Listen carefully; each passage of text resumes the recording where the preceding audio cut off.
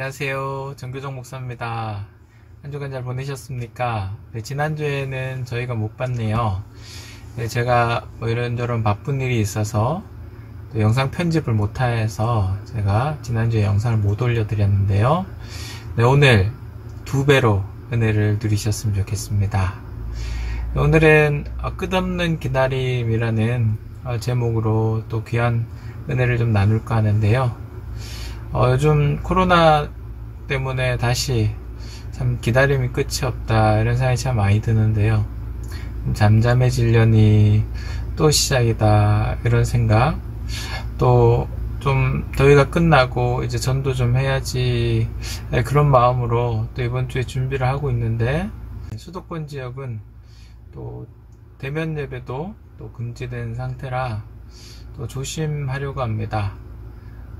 우리가 또 신앙의 양심상 해도 되고 하지 않아도 되지만, 그런데 사람들이 또 우리를 통해서 불안해하면 전도의 문이 막히는 거잖아요. 그래서 어쨌거나 또 하나님께서 기다리라고 하시나 보다 생각하고, 또 주위 사람들의 덕을 세우기 위해서, 교회의 덕을 세우고 주위 사람들에게 덕을 세우기 위해서 하여튼 또 노력하려고 합니다. 우리 모두 노력해서 코로나가 빨리 종식됐으면 좋겠습니다. 코로나 시국에 이 끝없는 기다림이라는 저의 경험이 또 많이 생각이 납니다. 아픈 넷째를 키우는 시간이 저희에게는 정말 기다림의 훈련의 시간이다, 그렇게 이야기할 수 있는데요. 검사를 하고 그리고 수술을 하려고 해도 기다리고 또 기다려야 했거든요. 다른 사람의 병문안을 갔을 때는 모든 것이 금방인 것 같았는데, 겪어보니까 알겠더라고요. 시간이 정해져 있고, 그리고 약속 시간에 치료를 받을 수 있고, 수술을 받을 수 있다 하는 것은 참 그나마 감사한 것이구나. 물론 아프지만요. 그래서 그것 때문에 힘들지만, 그런데 약속 시간에 치료를 받고 수술할 수 있다 하는 것은 왜 그나마 감사한 거냐면, 비교적 예측 가능하고 그리고 간단한 수술이나 병이기 때문에 그렇더라고요. 쉽지 않을수록 어려울수록 수술 시간은 제일 뒷시간이고요. 그리고 또 그 수술을 위해서 기다리는 시간도 얼마나 길어지는지 몰라요. 그런데 그 기다림이 참으로 쉽지가 않더라고요. 때로는 너무 화가 나서 분노가 막 차오르기도 하고요. 네, 그렇더라고요. 가장 힘들었던 건 수술 전에 기다리는 거였어요. 넷째가 여러 번 수술했잖아요. 그때마다 항상 금식을 해야 했거든요. 금식을 해야 음식물이 장에 남아있지 않아서 부작용이 없기 때문에 그래요. 그런데 문제는 수술한다고 한두 시간 전에 금식을 시키는 게 아니고요. 몇 시간 전에 다 충분히 소화시킬 시간을 이렇게 두고, 그리고 금식을 시키잖아요. 그리고 이제 원래 약속한 시간에 하면 되는데, 그런데 이 아이는 늘 수술이 보통 아이들보다 어렵고 긴 수술이니까 제일 나중이란 말이죠. 그렇다 보니까 앞에 아이들이 수술이 조금 더 길어지거나 하면 정말 기약 없이 기다리게 되는 거예요.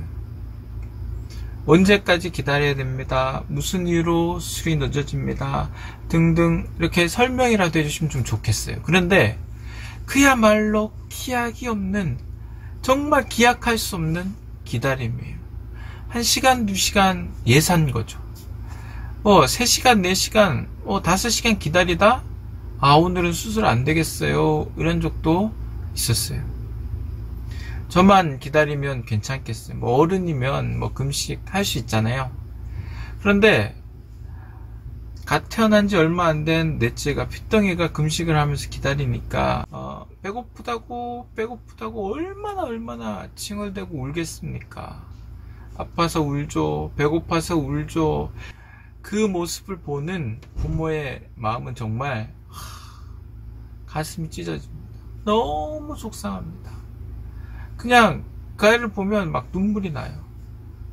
그런데 제가 무엇을 해줄 수 있는 게 없는 거예요. 참 그 기다림은요, 적응이 안 되는 기다림이었어요. 아무리 적응해 보려고 해도 적응이 안 되더라고요. 조금 다른 기다림이 있습니다. 성경에 이런 말씀이 있거든요. 로마서 8장 26절.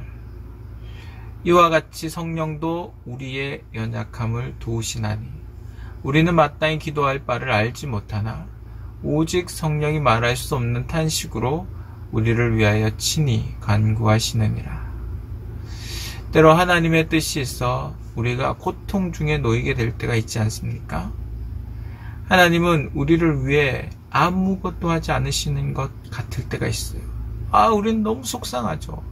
하나님 너무 힘들어요.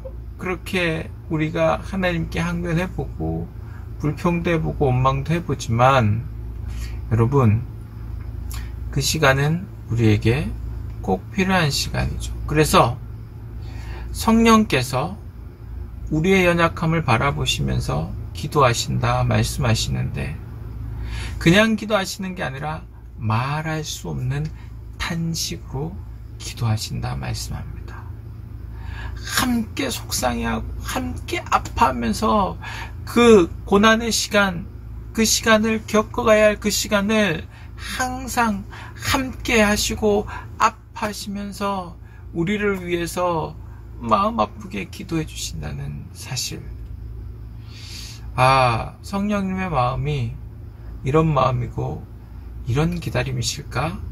그때 그런 묵상이 많이 되더라고요. 여러분을 위해 탄식해 주시고 기도해 주시고 여러분 옆에 계시는 하나님이 계십니다.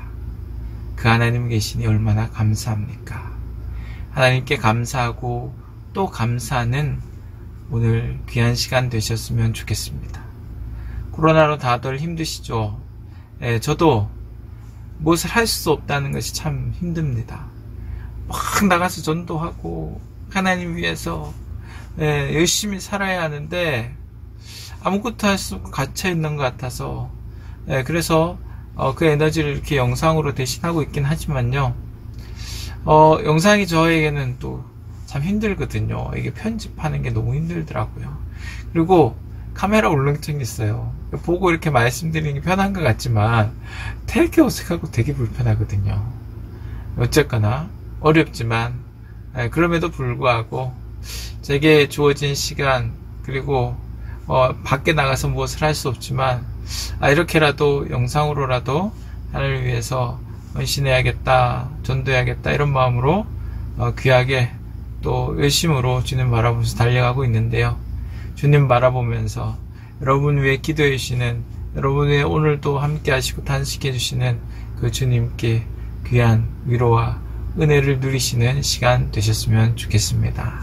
다음 주에는 아픈 넷째가 태어난 이후에 제가 힘들고 어려워도 별로 내색을 못했지 않겠습니까?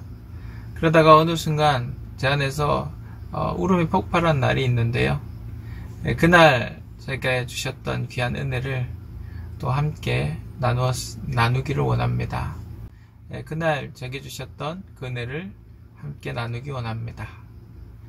한 주간 잘 지내시고요.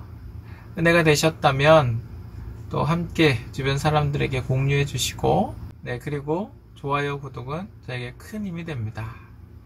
여러분, 오늘 하루도 은혜 가득한 귀한 하루 되십시오.